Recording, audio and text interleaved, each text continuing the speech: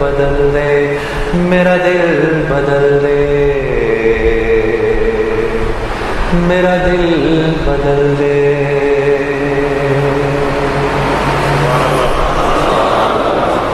کون کون یہ چاہتا ہے کہ اللہ پیسے کے بغیر میرے کام بنائے؟ ہاتھ کھڑا کرو، سوچ لو. اچھا ٹھیک ہے جی، سب چاہتے ہیں. میں تمہیں ایسا اب نسخہ دے دیتا ہوں. بھائی جنید صاحب آپ نے بڑی تقریریں کی، بڑی پھڑے ماری، تو اب آپ طریقہ بھی بتا دیں. میں آپ کو طریقہ بتا دیتا ہوں، اور قسم کھا رہا ہوں میں اللہ کی، اگر تم نے وہ کر لیا تو اللہ تمہیں بغیر مال کے پال کے دکھائے گا. ٹھیک ہے، اب غور سے سننا میری بات. مولوی صاحب وہ قرآن کی کون سی آیت ہے جس میں اللہ نے مال خرچ کرنے کے 6 طریقے بتائے ہیں کہ اس پہ خرچ کرو، اس پہ خرچ کرو، اس پہ خرچ کرو، مساکین پہ خرچ کرو، رشتہ داروں پہ خرچ کرو؟ ایک آیت ہے، کوئی حافظ اگر ادھر بیٹھو آپ کو یاد آ رہا ہے؟ ذرا بتاتے جاؤ. پہلے کس کا نام لیا؟ سب سے پہلے اپنے مال کے 6 حصے کرنے ہیں. آج کے بعد جو گھر میں پیسے آئیں گے اس کے 6 حصے کرنے ہیں. ٹھیک ہے، غور سے سن لو. جو گھر میں پیسے آئیں گے اس کے کتنے حصے کرنے ہیں؟ 6 حصے کرنے ہیں. سب سے پہلے کس پہ خرچ کرنا ہے؟ فقراء پہ خرچ کرنا ہے. ٹھیک ہے جی، سب سے پہلے کس پہ خرچ کرنا ہے؟ پھر کس کا نام لیا؟ پھر مساکین کا، جو مسکین ہیں بیچارے. ٹھیک ہے، پھر اس کا نام لیا؟ ہاں، یہ عاملین کون ہوتے ہیں؟ جو اچھا، یہ وہ والی آیت ہے جس میں گردن چھڑانے والوں کا بھی ذکر ہے. ٹھیک ہے نا. پھر جو کسی نیک مقصد میں اپنے مال کو، آپ کے مال کو خرچ کر رہے ہوتے ہیں نا، ان پر علماء سے پوچھ لینا عاملین کس کو کہتے ہیں. یہ تیسرے لوگ ہیں جن پر خرچ کرنا ہے. چوتھا کون ہے جی؟ جن کو دین کے قریب کرنے کے لیے. ہاں، جن کو دین کے قریب کرنے کے لیے، یعنی جب اللہ کے راستے میں، یعنی جو قریب آ رہا ہو اس پر خرچ کرنا. جو دین کے قریب آ رہا ہو اس پر خرچ کرنا. یہ نہیں کہ دعوت دینے گئے تو اسی کے گھر میں کھانا شروع کر دیا. جی ہاں جی، میرا ایک دوست ہے، وہ تو یہ کرتا ہی کرتا ہے. میں اس کو سمجھاتا ہوں نہ کیا اگر. وہ جس کے گھر جاتا ہے، سر ہم بیٹھے ہوئے چائے منگوا لیں گھر سے، اندر سے. جس کو دعوت دینے گئے ہیں اسی کے گھر سے چائے منگوا لی. جس بندے نے مجھے وصول کیا تھا، جنید غنی نے، وہ مجھ پر پیسہ خرچ کرتا تھا اتنا کہ میں شرم کے مارے مجھے سمجھ میں نہیں آتا تھا میں کیا کہوں. میں اس کی ہر بات مان لیتا تھا. وہ مجھ پر خرچ کرتا تھا. ٹھیک ہے، 4 ہو گئے. 5واں جو قیدی ہوتے ہیں، جو عدالتوں میں پھنسے ہوئے ہوتے ہیں، جن پر قرض چڑھے ہوئے ہوتے ہیں، اللہ کے راستے، وابن السبیل، اور جو اللہ کے راستے میں ہوتے ہیں. 6 تو یہ ہو گئے. اپنے مال کے کرو 7 حصے، اور 7واں حصہ گھر والوں پر. اب یہ بات تو بڑی، پھر سمجھ لو کہ پاگل ہوں نا. ہاں، کوئی گل نہیں. میرے نبی نے اللہ کا ذکر ایسے ہی کرنے کو کہا کہ لوگ تجھے پاگل ہی سمجھیں.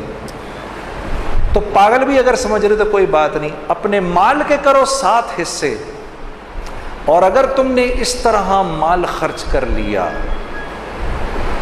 میں قسم اٹھا کر کہہ رہا ہوں کچھ عرصے بعد تمہیں روپے پیسے کی ضرورت سے اللہ آزاد کر دے گا.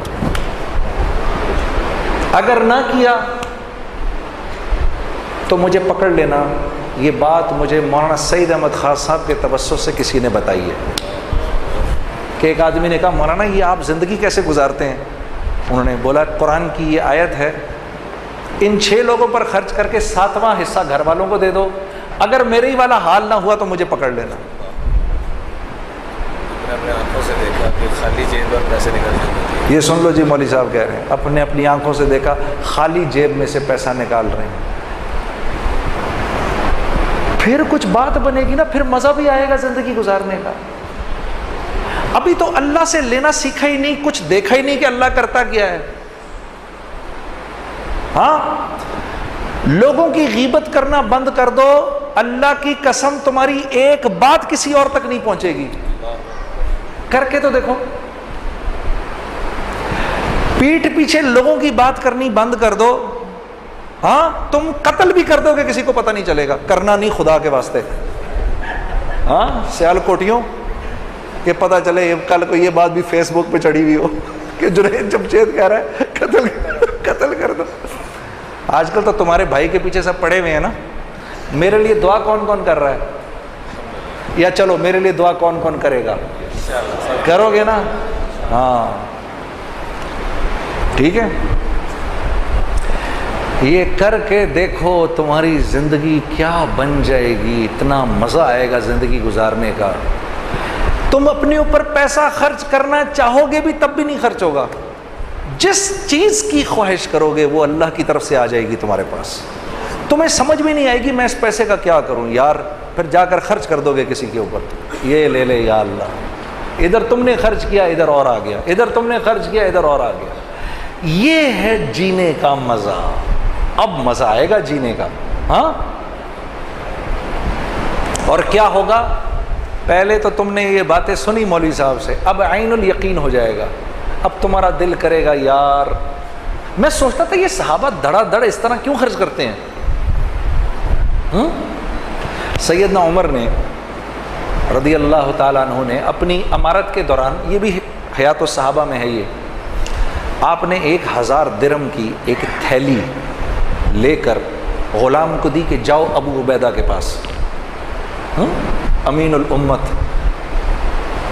ہمیں تو سارے ہی صحابہ پیارے ہیں, پتہ نہیں کیوں میں جب ان کا نام لیتا ہوں میرے دل میں ان کے لیے بڑی محبت ہے, ابو عبیدہ بن جراح کے لیے. ان کی زندگی پڑھنا ضرور. کیا انسان تھے یہ. اپنے ان کے انتقال وقت کی زندگی پڑھنا تمہیں پتہ چلے گا ابو عبیدہ بن جراح رضی اللہ تعالیٰ عنہ کیا صحابی تھے. جا کے دو ان کو, اور تم کونے میں بیٹھ جانا, ذرا دیکھنا ابو عبیدہ کیا کرتے ہیں اس کے ساتھ. تو جی 1000 درہم کی تھیلی بھیج دی. تو پوچھا یہ کیا ہے جی؟ یہ جی 1000 اشرفیاں بھیجی ہیں. کس نے؟ امیر المومنین نے. کیوں؟ کہا جی آپ کی ضرورت. میں نے کب کہا مجھے ضرورت ہے؟